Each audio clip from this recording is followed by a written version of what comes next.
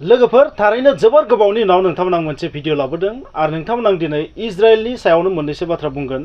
नोंथांमोना थांनाय 7 अक्ट'बर खालि जाबादि हामासआ गिलु बालु एटाक खालामदों बेखौ नोंथांमोना नुदों आरो बेनिफ्राय दिनैसिम खमसे खम जोबोर गोबां मानसिनि जिउआ जोब्बाय होननानै जों बुंनांगोन। प्राय 5000 सो सुबुङा जिउ जोब्बाय होननानै बुंजागोन मोन्नैबो पार्टिखौ जुदि लायोबा, हामासखौबो आरो इजराइलखौ जुदि इनक्लुड खालामफायोबा। दासिम गाजा पाट्टियाव माने गाजायाव 3400निबो बांसिन, प्राय 3478निबो बांसिन सुबुङा जिउ जोब्बाय आरो लोगोसे इजराइलावबो 1400निख्रुइ बांसिन सुबुङा जिउ जोब्बाय। नोंथांमोना 7 अक्ट'बर खालि माबायदि अख्रां साजों फैदोंमोन, हाजों फैदोंमोन, माबायदि बुलडोजार बायनानै बर्डारनि काटा बेराखौ सेफायदोंमोन आरो बिनि उनाव हाबफैनानै मोनसे सेलेब्रेसनाव, मोनसे फांसन जाबाय थानायाव हाबनानै गासैबो सुबुंफोरखौ प्राय बुथारदों होनबाबो गोरोन्थि जानाय नङा। आरो बे सिटिनि मुङा जाबाय किबुट्स। आरो बेबायदिनो गोबां जायगायावबो बेबायदि अत्याचार खालामदों, माखासेखौ किडनेप खालामनानै लानो थांदों। बेफोरनि सायाव नोंथांमोना बुंनो गोनां गैला, जिहेतु जाथाया जोबोद गोबाव जाबाय। नाथाय दिनै नोंथांमोना मा सेन्स नुदों, मा बेनि जि पलिटिकेल बिथिं, बुहुमनि जि अर्डार, वर्ल्ड जि अर्डार, बे माबायदि चेन्ज जादों बेखौबो नोंथांमोना नुदों। दिनै इउएसए नि हादरगिरि ज' बाइडेन बिथाङा इजराइलाव फैदों आरो इजराइलाव फैनानै मोनसे बाथ्रा बुंदों, मा हामासआ गासैनिबो दायनिगिरि, हामासआ जाबायदि बर्बर एटाक खालामदों बे माब्लाबा एक्सेप्टेबल नङा। आरो इजराइला मोनसे बाथ्रा बुंदों, मा नेतान्याहु बिथाङा मोनसे बाथ्रा बुंदों, मा हामासखौ फोजोबस्रांनायानो जाबाय इजराइलनि थांखि, बेनिखायनो हामासखौ माब्लाबाबो माफ होनाय जानाय नङा। नोंथांमोना बे बाथ्राखौ मिथिगौ, गासै इजराइलनि जि फोर्स, बे फोर्सआ मा जादों, प्राय 1.5 लाखसो एक्टिभ जि फोर्स दं, आइडिएफ, इजराइली डिफेन्स फोर्स, बर्डाराव दंहैयो टेंक टप गासैबो रोखोमनि गिलु बालु अत्याधुनिक हाथियारखौ लानानै। आरो लोगोसे इउएसए आबो गावसोरनि एयारक्राफ्ट केरियारखौ लानानै गाजानि खाथियाव भुमध्य लैथोआव दंफैयो। स' ओरैबायदि मोनसे परिस्थिति, बे परिस्थितिखौ नोंथांमोना माने आनएक्सप्लेन, बेखौ एक्सप्लेन खालामनानै फोरमायनो हानाय नङा। गाजा पाट्टिनि जि साहा बाहागो, बै साहा बाहागोखौ खालि खालामनायनि आदेश होदोंमोन इजराइला आरो बेनिफ्राय प्राय 10 लाखसो सुबुङा साउथ गाजा फारसे थांजोबदों बेबायदि मिथिनो मोन्दों। नाथाय दिनै मोनसे जोबोद दुखुनांथाव जाथाय जादों आरो बे दुखुनांथाव जाथायखौ नोंथांमोना बुंगोन। आरो बे जाथाया थारैनो मा बेनि दायनिगिरिया थारैनो इजराइल, बेखौबो आं नोंथांमोननो खिन्थानो नाजागोन। दावहायाथ' प्राय 12 दिन जाबाय, गोबां मानसिया जोखोम जादों, प्राय 12,000 13,000 बेबायदि अफिसियेल रिपर्ट होयो हादरफोरा, नाथाय बिनिख्रुइ गोबां बेवहाय जोखोम जादों आरो थैनायाबो जेसेबां हिसाब दं बिनिख्रुइ बहुत बारा जाखागोन। नाथाय नोंथांमोना मोनसे बाथ्राखौ नुगोन, दासिम गाजायाव इजराइली डिफेन्स फोर्सआ, इजराइलनि आर्मिफोरा दाबो बेवहाय हाबनानै, ग्राउन्ड फोर्सआ हाबनानै एटाक खालामाखै। एयार स्ट्राइक खालामबाय थादों, एयार स्ट्राइक खालामनानै माखासे न' बां बिल्डिंखौ गावफायदों आरो हामासनि जि क्वार्टारफोरखौ, हामासनि जि बेसफोरखौ गावफायदों, गावख्रुबदों। आरो बेवहायनो माखासे दाय गैयै सुबुंफोराबो, पाब्लिकफोराबो जिउ जोबदों, बेखौ नोंथांमोना थारैनो नुबाय थादों। आरो बेवहाय नोंथांमोना मोनसे वर्ल्ड अर्डारखौ चेन्ज जानाय नुनो मोन्दों, बे जाहैबाय मा OIC कान्ट्रि, OIC मुस्लिम कान्ट्रि, प्राय 57निबो बांसिन मुस्लिम कान्ट्रिफोरा मा खालामदों, गाजाखौ, डेट मिन्स पेलेस्टाइनखौ सापर्ट खालामदों। नाथाय इजराइलखौ सापर्ट खालामनायफोरा जाबाय नेट' कान्ट्रिज, इउर'पियान इउनियन आरो लोगोसे इउएसए आरो माखासे बेबायदि हादरफोरा बेवहाय सापर्ट दं। स' वर्ल्ड अर्डारा ओरैबायदि जादों, बबेबा जायगायाव दावहा जायोबानो माने खावनै जानायखौ जों नुनो मोन्दों। इउक्रेन रासियानि जि दावहा, बेवहायबो बमा खावनै, नङा होमबा, खावसेया रासियाथिं, खावसेया जाबाय इउक्रेनथिं। स' बेबायदि जानायखौ नोंथांमोना नुनो मोन्दों आरो इजराइलनि बे दावहायाव बेनो जादों। नाथाय नोंथांमोना बे बाथ्राखौ गोसोआव लाखि, इजराइला दाबो, इजराइलनि ग्राउन्ड फोर्सआ दाबो गाजायाव हाबनानै एटाक खालामाखै। बेनि जाहोना जाहैबाय माखासे, बेनि मोनसे जाहोना जाहैबाय माखासे सुबुंफोरखौ 7 अक्ट'बर खालि जाबायदि हामासआ एटाक खालामदों, बेवहाय माखासे सुबुंखौ किडनेप खालामनानै लानो थांदों आरो बैसोरखौ रेहा होआगौमानि इजराइला बेवहाय एटाक खालामनाया। मानोना जुदि बेबायदि एटाक खालामोबा थारैनो बै सुबुंफोरखौ फोजोबस्रांनोबो हागौ हामासनि टेररिस्टफोरा। आरो फ्रेन्ड्स, मोनसे इन्टारेस्टिं बाथ्राया जाबाय, गाजानि जाय हेड ना, बेयो काटाराव थायो आरो बिथाङा जाबाय 4 बिलियननिबो बांसिन टाकानि मालिक। स' मेन जि लिडार हामासनि, बे थायो काटाराव। मोनसे हादरनिफ्राय मोनसे हादराव गिदिंबाय थायो, इरानाव थाङो, सौदि आरबाव थाङो, गुबुन गुबुन आफगानिस्तान, गुबुन गुबुन हादराव बेबायदि बियो गिदिंथिंबाय थायो।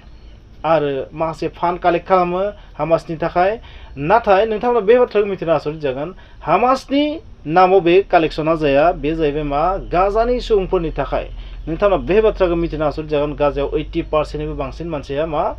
जोबोर अबस्था गैया माने जोबोर गोरिब स' बै सुबुंफोरनि नामाव कालेक्शन खालामो नाथाय हामासनि हाथियार बानायनायावसो बे रांखौ बाहायनाय जायो स' नोंथांमोना आं हामासनि सोमोन्दै बेवहाय बांद्राय बुङा फिउचाराव बबेबा मोनसे भिडिअ बुंगोन नाथाय दिनै मोनसे दुखुनांथाव जाथाया जाहैबाय मा गाजानि मोनसे हस्पिटालाव बे हस्पिटालनि मुङा जाहैबाय मा अल आहाली स' दावहायाथ' मोननै हानजानि गेजेराव जादों इजराइलनि आर्मिफोर आरो हामासनि टेररिस्टफोरनि गेजेराव जादों माने हामास आरो इजराइलनि गेजेराव जादों दावहाया नाथाय बेवहाय मा जाहैबाय हस्पिटालाव मोनसे रकेटआ स्ट्राइक खालामो आरो बे रकेट स्ट्राइकआव बेसेबां मानसि थैदों 500निबो बांसिन नाथाय बेनि दायखौ हामासआ आरो माखासे OIC कान्ट्रिफोरा जेरै इरान बै हादरफोरा इजराइल होनो नागिरदों इजराइल नाथाय इजराइलआ बुंदों बे जाहैबाय हामासनि रकेटनि मिसफायार जानानै बेवहाय स्ट्राइक जादों दा बाथ्राया सोरनिया सैथो बुंनो हाया मानोना नोंथांमोना बे बाथ्रा गोसोआव लाखि दावहा जायोब्ला माखासे हाथियारफोरा मिसफायारबो जायो माखासे टेकनिकेल प्रब्लेम जानानै दिग सोलायनानै गुबुन हादराव गोलैहैयो जाबायदि इउक्रेन रासियानि दावहायाव नोंथांमोना थारैनो नुदोंमोन इउक्रेननि मोनसे मिसाइला दिग माने गोमानानै आन्दायनानै पलेन्डआव गोलैहैदोंमोन आरो बेखौनो मा बुंदोंमोन रासियाया पलेन्डआव एटाक खालामदों होननानै मोनसे बदनाम खालामदों रासियाखौ स' बेबादिनो हामासनि रकेटआबो टेकनिकेल प्रब्लेम जानानै डेट मिन्स मिसफायार जानानै बोरैबा हस्पिटालाव गोलैदों बेबायदि माखासे एक्सपार्टफोरा बुंगासिनो थादों स' नोंथांमोना थारैनो आइडिया खालामबानो जाबाय थारैनो बे रकेटआ इजराइलआ एटाक खालामनाय ना हामासनि मिसफायार जानानै बेबायदि गोलैनाय आरो बेवहाय 500 सुबुंनि जिउ जोबदों आरो नोंथांमोना बे बाथ्रा गोसोआव लाखि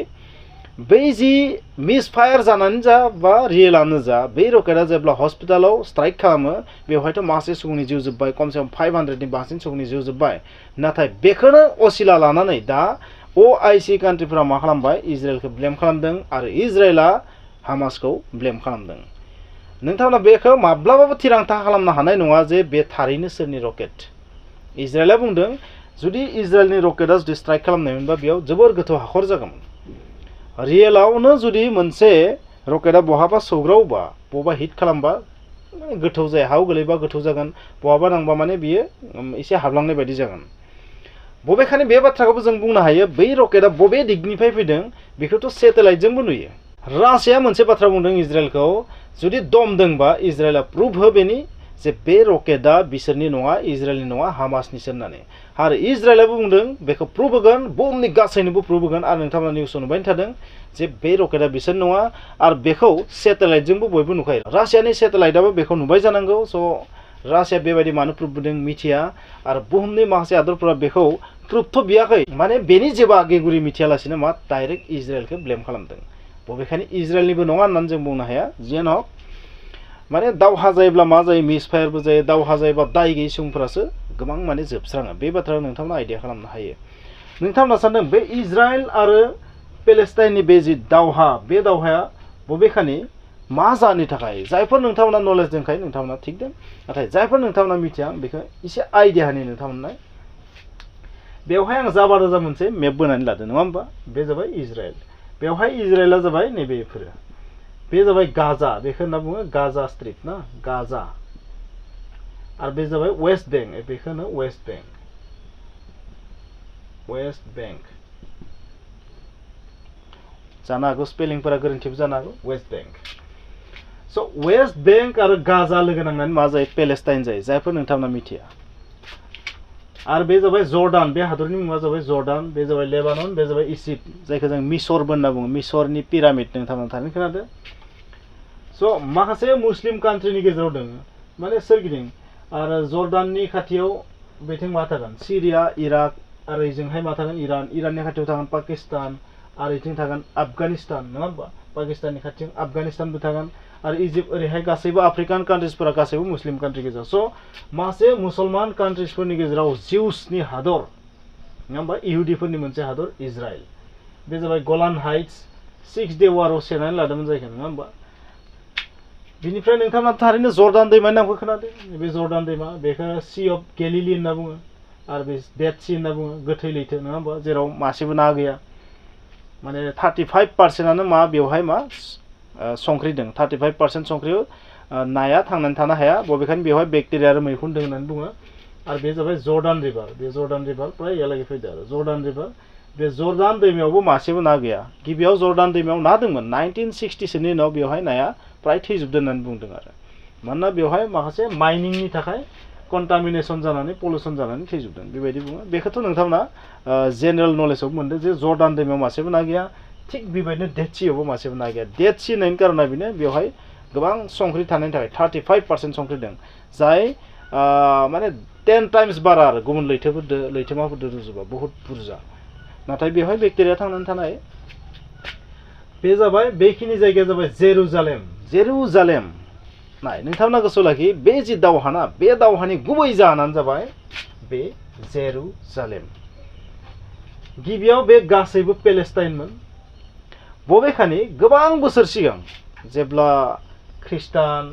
धोरोमा फैयाखैमोन इस्लाम धोरोमा फैयाखैमोन बै समाव इहुदिफोरनि धोरोमा दंखायोमोन बै समाव बे गासैबो इहुदिनोमोन नाथाय बिनि उनाव गुबुन गुबुन मुस्लिम दैदेनगिरिफोरा खुंगिरिफोरा मा खालामदों बेखौ सेनानै लादों आरो इहुदिफोरखौ माने होखारजोबदोंमोन आरो खायसे इउरपआव थांनानै जायगा लादोंमोन बे जाबाय बहुत आगोलनि बाथ्रा डेट मिन्स गिबियाव बेयो इहुदिफोरनिमोन बिनि उनाव इस्लाम धोरोमारि सुबुंफोरनि जायो आरो बिनि उनाव फिन नैथि मुलुग दावहानि उनाव मा खालामदों आमेरिका आरो ब्रिटेना जार्मानिनि हिटलारनिफ्राय बासायनो थाखाय इहुदिफोरखौ लाबोनानै बेवहाय दोनफैफिनो स' जाथाया बेबायदि आरो ओरैबायदि गेजेराव दोनदों सोरगिदिं मुस्लिम गोजा स' बेखौ मोनसे पलिटिक्स होनना बुंनाय जायो जिहेतु इहुदिफोरखौ ख्रिस्टियानफोराबो नायनो हाया नालाय स' ओरैबायदि बुंनाय जायो जे जिसु ख्रिस्ट'खौ जिजाइस क्राइस्टखौ इहुदिफोरानो बेबायदि क्रुसाव दोथाबदोंमोन बेबायदि बुंनाय जायो बिनिखायनो ख्रिस्टियानफोरा नायनो हाया बेबायदि आरो जारिमिना आरो जिजाइस क्राइस्टखौ इहुदि होननानै बुंनो नागिरो बबेखानि बे बेसेबां रियेल आं मिथिया नाथाय इहुदिमोन आरो बिथाङा गिबियाव जिउसमोन बिनि उनाव गाव गोदान धोरोम बानायो ख्रिस्टियान आरो बिनि थाखायनो नायनो हाया आरो बिनि थाखायनो हिटलारा बिसोरखौ फोजोबस्रांदोंमोन नाथाय गुबुन हादरफोरा अनखांफिननानै बिसोरखौ बे जायगायाव दोनफैफिनो बबेखानि बे जायगायाव दोनफैफिननाया मोनसे रोखोमनि बोरैबा नायोबा माने लं रानाव जों जुदि नायोबा बे मोनसे पलिटिक्स ख्रिस्टियानफोरनि होननासो आं बुंगोन मानोना बे जायगाया जाबाय मोनथाम धोरोमनि गोथार जायगा जेरुजालेमा जेराव ख्रिस्टान इहुदि आरो इस्लाम नङा होमबा आल आक्सा मस्जिदा बेवहायनो दङ आरो जिउसफोरनियाथ' बि नोंगानो आरो ख्रिस्टानफोरनिबो बेवहाय मोनसे दं आं बुंला बेखौ धोरोमनि बाथ्रा बांद्राय बुंनाया मोजां नङा स' बै मोनसे जायगाखौ लानानैनो बै जायगाखौ अरायबो सेभ खालामना लाखिनो थाखाय ख्रिस्टियानफोरा नैथि मुलुग दावहानि समाव बे सालखौ बानायदोंमोन माने बेबायदि बुंनो नागिरो बेसेबां रियेल बेबो माने एक्सेप्टेबल नंजोबा बाथ्राया इहुदिफोरखौ बे जायगायाव दोननानै मा खालामबाय जिहेतु इहुदिफोरनि जोनोम थावनियाबो धोरोमनि थावनियाबो बिनिखायनो बिसोरखौ ढाल हिसाबै बाहायनानै मुसलमानफोरखौ इस्लामफोरखौ होबथानानै लाखिनायनि प्लेनिंजों बेखौ बानायदोंमोन बेबायदि बुङो स' आं बांद्राय बुङा बे बाथ्राखौ माने आइ मे बि रं आं गोरोन्थिबो जानो हागौ स' एसेबां फिसा जायगा बे जाबाय गाजा आरो बे जाबाय वेस्ट बेंक मोनसे समाव गासैबोमोन पेलेस्टाइनमोन नाथाय लासै लासै से दा बेखिनियाल'सै आरो बे गाजानि गोलाव बेसेबां मिथिगौ बे गाजानि गोलाव गासै 41 किल'मिटार आरो ओरैहाय गरै 10 किल'मिटारल' स' एसेबां फिसा जायगा बेनिफ्राय 5,000 to 7,000 रकेट खनसेन लन्च खालामदोंमोन हामासफोरा आरो बे जि गाजायाव गासैबो हा सिं मा सुरंग गोजा बै सुरंग सिङाव रकेटफोरखौ दोनखुमायो बै रकेटआ बबेखानि इराना हरनाय होननानै बुंनो नागिरो गोबाङानो बे बाथ्रायाबो जेबो प्रुफ गैया मोनसे इन्टारेस्टिं बाथ्रा नोंथांमोना बुंनो नागिरदों नाय जानो हागौ माखासे इस्लामिक काउन्ट्रिसफोरा हामासखौ सापर्ट खालामदों नाथाय जेब्ला गाजानि सुबुंफोरनि गाजाव गासै टटेल 20 लाख सुबुं दङ ओरैहाय 10 लाख ओरैहाय 10 लाख बेखिनि जायगायावनो 10 लाख दं ओरैहाय 10 लाख दं टटेल 20 लाख स' बै 20 लाख सुबुंफोरनिफ्राय माखासे सुबुंफोरा दा गिनानै माने ओरै खारबोदों नाथाय मा खालामदों मिसर हादरा मा खालामदों बै जि बर्डार बेथ' इजराइल जाबाय फैनाला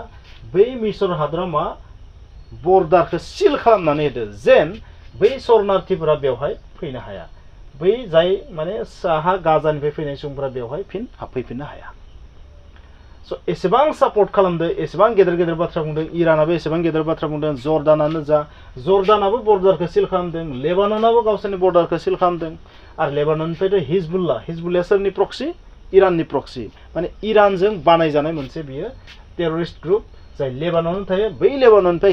हिजबुल्लाहफोरा मा खालामबाय थादों, एटाक खालामबाय थादों, नाथाय लेबाननाबो बर्डारखौ सिल खालामदों, बै सुबुंफोरखौ जों लैथोजों गावसोरनो थांनो हाया, लैथोफोरखौ बन्द खालामदों। थिग बेबायदिनो जर्डानाबो बन्द खालामदों। स' इस्लामिक कान्ट्रिसफोरनि जि खुगा बिथांमोनाथ' गेदेर गेदेर बाथ्रा बुङो, नाथाय गावसोरनि सुबुंफोरखौ बासायनो थाखाय बिथांमोना जेब्ला खैफोद फैबाय बै समाव नाथाय गासैबो गोजान जाबाय। ना पाकिस्ताना बिसोरखौ थानो होगोन, ना इजिप्टआ थानो होगोन, ना जर्डाना होगोन, ना लेबानना होगोन। स' गाजानि सुबुंफोरनि सायाव ओरैबायदि अयथासार नङा होमबा, ओरैबायदि इनाय खालामनाय जादों बै इस्लामिक कान्ट्रिसफोरा, माने दावहानि बाथ्रा बुङो, इजराइलखौ एटाक खालामनायनि बाथ्रा बुङो, इहुदिफोरखौ फोजोबस्रांनायनि बाथ्रा बुङो, नाथाय गावसोरनि सुबुंफोरनि खैफोदनि समाव बिसोरो बै सुबुंफोरनि जिउखौ बासायनो खिन्थु आवगायबोआ। माने आल्लाहनि नामाव जेनेबा थैजोबनांगौ रिस जाहैबाय नङा होमबा। स' जियानो जाया मानो बै हादरफोरा खिन्थु बै गाजानि दाय गैयै सुबुंफोरनि सायाव इनाय मावनाय जादों होननानै बुंगोन। इजराइला एटाक खालामनायाव माखासे दाय गैयै सुबुंफोराथ' थैबायानो, आरोबाव जिहेतु जोबोर अभाब, दैनि आंखाल, दैखौबो बन्द खालामनानै होदो, जानाय आदार थांलाय फैलायखौ बन्द खालामनानै होदों, लैथोजों, बेथ' भुमध्य लैथो जाबाय, मेडिटेरेनियान सी नङा होमबा, बे मेडिटेरेनियान सीजोंबो मा जाना दं, बेवहाय जाहाज माखासे होथेना दंफैयो इउएसएनि, आरो इउएसए दिनै मा खालामबावदों, गाजाखौ मा होनना बुङो बेखौ रांखान्थियारि बेन खालामदों, रांखान्थियारि होबथा, जाबायदि रासियाखौ खालामदों, इरानखौ खालामदों, नर्थ करियाखौ खालामदों, थिग गाजायावबो माखासे बेबायदि रांखान्थियारि मदद होनायखौ बन्द खालामदों। आरो माखासे हादरफोरावबो जेरै काटार बायदि हादरफोराव, तुर्की बायदि हादरफोराव हामासखौ बेन खालामदों। स' बेबायदियाव बै 10 लाख 20 लाख सुबुंफोरनि अबस्थाया मा जागोन नङा होमबा। स' फ्रेन्ड्स, नोंथांमोना आइडिया मोनबाय। बाथ्राया जाहैबाय मा, दिनै जि हस्पिटाल मोनसेयाव एटाक जादों, बै एटाकनि रकेटआ थारैनो सोरनिमोन। दावहाया ओरैबायदि मोनसे मरिचिका साया माया, जेराव सोरनि हाथियारा सोरखौ स्ट्राइक खालामगोन, बबेखानि माब्लाबा सोरखौबा फेजेननो थाखाय गावनि सुबुंफोरनि सायावबो एटाक खालामनो गोनां जायो। बेनो जाबाय रियेल दावहानि स्ट्रेटेजि। हादरखौ बासायनो थाखाय 100 जन मानसिखौ बुथारनोबो गोनां जानो हायो। माने बे एटाकआ थारैनो इजराइला खालामदोंना हामासआ खालामदों बुंनो हाया। बै हस्पिटालाव 500 सुबुंनि जिउ जोबदों, नाथाय बेयो हामासनि थाखाय प्लास पइन्ट, मानोना बेखौ लानानैनो ब्लेकमेलिं खालामनो हासिगोन इजराइलनि सायाव। स' नोंथांमोना गोसोआव लाखि, दावहायाव माब्लाबा गावनि आंगोखौबो बुथारनो गोनां जायो हादरनि रैखानि थाखाय। मा देशसे बरानि होननाय बाथ्रायाथ' बेनो ना। स' थेंक इउ, नोंथांमोना थारैनो बुजिबाय। आं नोंथांमोननो मा फोरमायनो हादों मिथिया, नाथाय फ्रेन्ड्स, नोंथांमोना आङो जुदि बे भिडिअखौ